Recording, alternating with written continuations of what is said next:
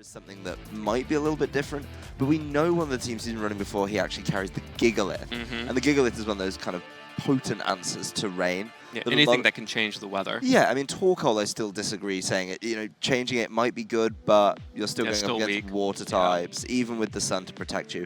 Gigalith is one of my favorites because it gets that special defense boost. So you take away the boost from rain, and then boosting your special defense, you might be able to take one of those water type attacks a little bit more comfortably. Right.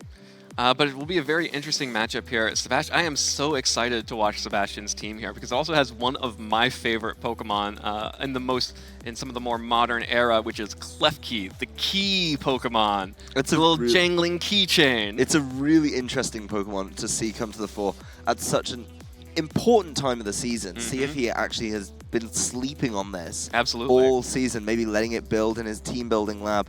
And his team overall is just so interesting. Yeah, Klefki is one of those Pokemon. It's very much a supportive Pokemon. Gets that prankster ability, so any kind of shenanigans that Sebastian wants to run on Klefki, he can, and make sure that they get off whenever he needs them, basically. Yeah, so it's going to be such an interesting matchup. There's also the Muck, the Buzzwole. You just can't ignore half of this team. Yeah, exactly. So gonna have to see how Yuri is going to be able to adapt to this. Some rogue Pokemon that Yuri probably has not played against much, if ever. I can't imagine. How many times would you think that Yuri's played against a Klefki? Maybe a few times on Battle Spot? I'd say 2 or 3. Yeah, you could probably count it over-under at 3. Yeah, that's the over-under I'm giving you. It's not much more than that. In all the season, though, I don't think there's been any Klefkis in Top Cut, so it's not a Pokemon many people look at. All right, well, we are out on the field for round 4, and Klefki making its world debut here this year. Klefki and Tapu Koko are the choice for Sebastian, while Yuri is going to lead with the Tapu Koko and Gigalith. So Yuri just trying to make sure that he gets the weather up in case Sebastian was going for that rain mode. If he does have rain in the back, he can still switch in and get rid of the sand and make sure that rain is up. But otherwise, really interesting matchup. Not as much offensive pressure from Sebastian's side, though. No, but there is something to be said about Klefki. Way back when it was introduced in the 2014 format, well known for setting up things to help its partner out. And Tapu Koko, as a usually offensive focal point for many teams, would benefit from some of this. So be curious to see exactly what it does. And if it has an offensive move, would be either a Steel or Fairy type move, which I think would be very good against this Gigalith in particular. All right, well, Sebastian's just opting to protect his Tapu Koko here this turn 1. Klefki does go for a light screen, so we'll cut down on the special attack damage coming from Yuri's side. Tapu Koko just going for its own Thunderbolt onto Klefki with that light screen, dealing about 50% health through the Life Orb. Rock Slide from Gigalith, not going to connect with the Tapu Koko and going to deal a little bit of damage to Klefki. Of course, it does resist it. We'll put it in range for another Thunderbolt from that Life Orb Tapu Koko on Yuri's side.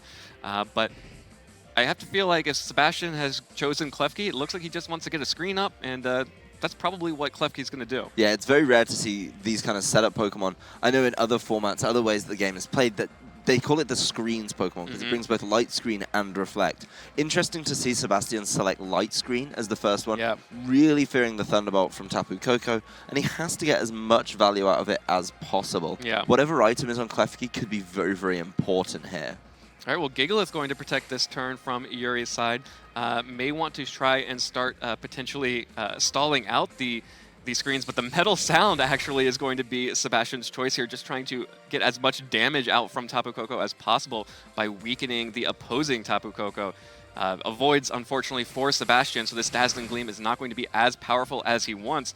Wow, if that metal sound had hit... Yeah, and this looks like very similar to a team that actually picked up some play in an earlier regional championship that involved Whimsicott and Tapu Koko. Yeah. Whimsicott was using fake tears to get the same effect. But Klefki, I think, bringing a little bit more than Whimsicott with the potential to set up the screens to help out its opponent. So useful as he plays through this game. The miss on Metal Sound, though, very unfortunate. Would have been a knockout and an early Pokemon advantage for Sebastian. But there is now something that Alessio knows about this. He has that information and can maybe start switching around after that's in play, or pick something that he wants to sacrifice and just let it go down to this Metal Sound and Dazzling Gleam or Thunderbolt combination. Yeah, Sebastian's going to have to adjust a little bit by not picking up that KO, but it looks like Alessio Yuri is going to be the one who makes the first adjustment, switches Gigalith out for Kartana, while Klefki is going to set up a Reflect, so Sebastian is behind double screens. It's like it used Aurora Veil. It really did. It just took an extra turn to do so. We'll be helping out now that Kartana has come to the fore. Tapu Koko just barely hanging on from that Thunderbolt from Alessio's Tapu Koko. Thanks to that light screen, probably hanging on 1 or 2 hit points there. Will pick up a KO with that Volt Switch, but will faint to the Life Orb, unfortunately. Yeah, well, a trade of Tapu Koko there. But Reflect coming into play because, it set it up is going to be helpful now this Kartana's in play. I really enjoy seeing that. Now Gigalith's in there as well. A lot of value on that Reflect. We've got the full duration of Reflect to get through. While Light Screen will be ending soon enough, this is maybe something that's going to be really important. Interesting to see Golduck right now, though. Yeah, we have not seen Politoed just yet from Sebastian. Bringing that Golduck might be a sign that there is the Rain option in the back, or Sebastian may just want Golduck to be able to get as much damage off as possible here. There could be a really nasty switch in coming in that really just boosts the damage of Golduck immediately. Get that Klefki out of there, it's set everything up that it needs to do. Bring in your Politoed immediately, and then just immediately go for something like a Hydro Vortex if that's what it's carrying. Deal all of the damage you can as quickly as possible, and then Gigalith is either taken out or forced to switch out. There's so few options on how you can play this one. And I think Sebastian has the option to make a very offensive play, and Alessio Yuri is going to have to play very, very defensively indeed. Yeah, well, it's going to be the switch in for Politoed. Sebastian keeping that in the back to make sure that when he needed Rain, Rain was up. Going to wash away the Sandstorm, set the Rain here, boosting that Golduck's Water-type attacks and also its speed. Alessio realizing that he needs to protect that Gigalith to switch back in to end this Rain. With that Golduck out on the field, switches in for Tapu Fini, which is probably going to be happy to be in the rain as well here. Golduck just protecting itself this turn, and Substitute coming out from that Kartana is a really big play there for Yuri. Yeah, I really enjoy seeing Yuri set up the Substitute there. Because it buys him a little more time, means if there is something strange coming out from Sebastian's side of the field, he's not going to be affected by it so much. It would have been nice to see him go after the Politoed, but I think Alessio Yuri knows, of course, that he isn't going to be able to get those knockouts while Reflect is in play. Unless Leaf Blade scores a critical hit, which it's known to do, it would be a little bit difficult. Preserving that Gigalith, though, very, very smart. It's this turn that Golduck can start benefiting from Swift Swim. So he just needs to maybe get Gigalith in at a safe time. He could also just leave his Tapu Fini in to buy some time and try and work a knockout in there. So when he brings in the Gigalith, if he brings it in, then he's going to be in a good position. No big attacks coming from Golduck, though. Yeah, Golduck has the Rain, but no attacks. Actually, it's Tapu Fini who is going to be making use of this Rain, using the Hydro Pump from Tapu Fini, connects with Klefki, picks up that KO. Kartana's Leaf Blade through a Reflect here onto Politoed, deals a lot of damage. Without that Reflect, that's a one-hit KO. Yeah. Politoed just firing back with a Scald, just a simple Scald onto Kartana, trying to break that Substitute so Golduck can come back in and get a KO with a Hydro Vortex or some other powerful attack here. Light Screen finally wearing off, which didn't really help Klefki that much against that Hydro Pump. No, not at all. Didn't manage to take that Hydro Pump. And now that Sebastian's down to his last two, the game really is in Yuri's hands. He's able to maybe make a switch to get his Gigalith into play, completely remove the Rain from the situation, and obviously he doesn't want to take a Hydro Vortex on the way in. That's something that's really important to see if he can keep himself safe from that. But in general, I think he's in a fairly safe position. I'd argue that Kartana would be the one he needs to switch at this point, purely because Kartana would be able to start taking knockouts once both of these Pokemon have had the Rain taken away from them. There's going to be limited damage coming out, so Kartana is the one he goes for. Yep, Kartana switches out for Gigalith, wash away the Rain, bring up the Sandstorm once again. Sebastian has no way of resetting that Rain. It is going to be the Hydro Vortex coming out from that Golduck. Just going to try and get a lot of damage off onto one of Yuri's Pokemon. Of course, Gigalith not doing anything else in this game aside from changing the weather, so and that's all it needs happy to do. To tank this. Yeah, that's all it really needs to do is change the weather, reduce the damage, and it's not even going towards Gigalith, which means it could be sticking around for a little bit longer. As Tapu Fini is pretty happy to take that. Either one of these Pokemon happy to take that Hydro Vortex. Tapu Fini just going for more damage back onto that Politoed. Not going to pick up as much damage. Activates the berry here from Politoed, so going to heal back a little bit. But really, it's all on Yuri right now. He has that Kartana in the back. The Scald's going to connect to Gigalith, deal a little bit of damage, but really just relying on Kartana. Every little bit of damage that Yuri gets on Sebastian's Pokemon right now is bonus. Yeah, he just needs to set himself up for Kartana to tidy up the game. And, of course, stall out Reflect, as you say very accurately. Once that Reflect's gone, a Leaf Blade is going to be able to start taking knockouts immediately. If you could bring it down to a 1 Pokemon remaining situation from Sebastian, then that would be perfect. His Kartana without the benefit of Swift Swim, without Speed Golduck, without Speed Politoed, and he'd probably feel pretty good about himself. He knows it's not got a Choice Scarf, he just saw the Margot Berry activate. But both these Pokemon just staying in, trying to deal a little bit of damage, and also Sandstream is going to help out with that chip damage. Exactly. More Hydro Pumps coming out from that Tapu Fini, the fastest Pokemon on the field here. Golduck, though, will finally pick up the KO onto Gigalith. Gigalith going down on Yuri's side. Politoed with the Scald onto the Tapu Fini will just deal a little bit more damage as well. And with that Sandstorm, start chipping down Tapu Fini, but right now it's all about that Kartana, and it's all about making sure that that Leaf Blade gets off full damage. And it hits the right targets every time. That's so, so important. There goes Reflect. Yeah, Reflect down this is the perfect turn to bring Kartana in. I think there may be something to be said for potentially keeping Gigalith around, but this is still Yuri in the driving seat. The Tapu Fini has been moving very, very quickly before everything else in the field, and really consistently putting out damage. That's something I'm very interested in. All he has to do now is make sure the Kartana is targeting the right Pokemon every single time. If, say, he went for a Leaf Blade on Golduck, Golduck protected, and Politoed was able to retaliate with a Scald, could be a little bit of a problem there. But Tapu Fini seems to be a good answer here, and Kartana's just going to play it safe to try and bait out a potential Protect. Ooh, well, Golduck also going to protect alongside the Kartana, so both Kartana and Golduck protecting. Tapu Fini's Hydro Pump connecting again with the Politoed, consistently dealing a lot of damage to that Pokemon. Politoed actually setting a Perish Song here. Ooh. That's setting up an alternative potential win condition here. I don't know that Sebastian's going to be able to wait the 3 turns to get the Perish Song out. No, after he got caught protecting his Golduck last time, I think very interesting that he did that. On the turn, he was also protecting. So all of the Perish counts falling to 3 here.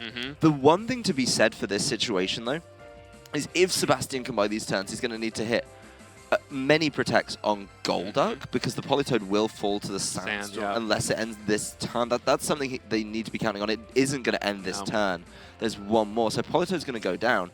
But if he can get there, which he doesn't even try to do, he would have been able to actually win, because the Perish Song would have taken out Tapu Fini and Kartana first. All right, well, Sebastian revealing that Perish Song at the final turn of that game, forfeiting the match to Yuri, who takes a 1-0 lead here in this round 4 Swiss match here.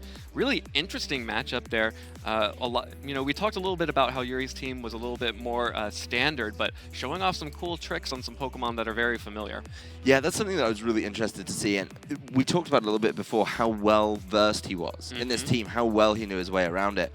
And some of the switches in there I thought were absolutely fantastic. The time he got Gigalith in, the way he answered it, I think the point where he switched it in instead of Kartana, where it looked like Tapu Fini would have been a better switch out, because Tapu Fini wasn't dealing much damage, really changed the game, because then that Hydro Vortex went on to Tapu Fini, didn't get any value out of it. Easily soaked up that damage. It really, really did, and that's something that is important. If you can nullify that damage coming out from the Hydro Vortex on Golduck, that's so essential to winning these games. Yuri locking in his team a little bit before Sebastian in this time.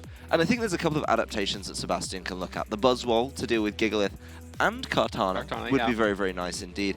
The Muck to try and deal with the Tapu Fini. The Klefki was good, but it didn't do quite enough with those screens. It wasn't quite good enough, and this is why Aurora Veil is so powerful. If you get both of them up at the same time, there was a lot of time out there where Klefki was trying to set up and not doing anything else, which really dropped Sebastian's offensive pressure. The damage output was low, and he was still taking a significant amount of damage from Yuri's selection, so I think that may be something he needs to be looking at overall. And those adaptations coming right through in this game too. You called it, Adam. It is the Buzzwole and Muck on Sebastian's side up against the Tapu Fini and the Tapu Koko here. And as if there were any doubt, Tapu Fini's Misty Surge going first, revealing Yuri's Choice Scarf on that Pokemon. Yeah, that's some really good information for Sebastian to take away from this, because without the Swift Swim in play, the Golduck and Tapu Fini kind of match up very interestingly, but that's no information he's got 100% confirmed for him. I like that he bought Muck, and I really do enjoy that he bought Buzzwole. Both of them at the same time, though, this seems a little bit difficult. I'd have actually liked to see Klefki in the lead alongside the Muck, because the Muck would deal with both these Tapu Pokemon on the field, and Klefki could have kept it around, I think, with the assistance of the Light Screen. Would have been the absolute play against these two special attacking Pokemon. So there's going to be an interesting combination from Yuri available here. And you just have to wonder if he's able to execute it as quickly as he needs to. There's some very curious combinations that I know a Scarf Tapu Fini is able to pull off. All right, well, the Politoed switch for Buzzwole. So Sebastian is going to set the Rain again, power up the opposing Tapu Fini's water-type attacks. Tapu Fini going for the Soak. Making it a water type. I think you know what's coming, Evan. Oh no, the Thunderbolt. I've waited so long to see this actually work. It's pulled off. One-hit KO, the Soak combos. Day 2 of the World Championships, and Scarf Soak Tapu Fini taking away the biggest threat to these two Pokemon on the field. That sludge just got washed away off the field. No chance for poison jabs, no chance to start knocking these out. And now you've got a Tapu Koko facing off against two water types. What? Well, 3 if you include the Muck after the Soak. Or the Buzzwole in the back. Well, yeah, I think what we can see here from Yuri, he's really in the driving seat right now. He wants to save this combination for Buzzwole, and now he has the option to bring in Gigalith to really deal with this Rain combination. Yeah. I love how big an advantage he got in turn 1. Yuri did get a really big advantage there, but lost a lot of momentum as he is now forced to switch out that Tapu Fini. Soak's not going to do anything against two other Water-type Pokemon. Switches out to Gigalith, will be able to reset the Rain here, but Tapu Koko may be a little bit vulnerable here to a Hydro Vortex from that Golduck. Sebastian will switch out Politoed to protect the Rain here, but Protect is going to be the choice from Tapu Koko as well to make sure that the weather is not going to be in Sebastian's favor, and neither will the damage output as this Hydro Vortex has to go through a Protect.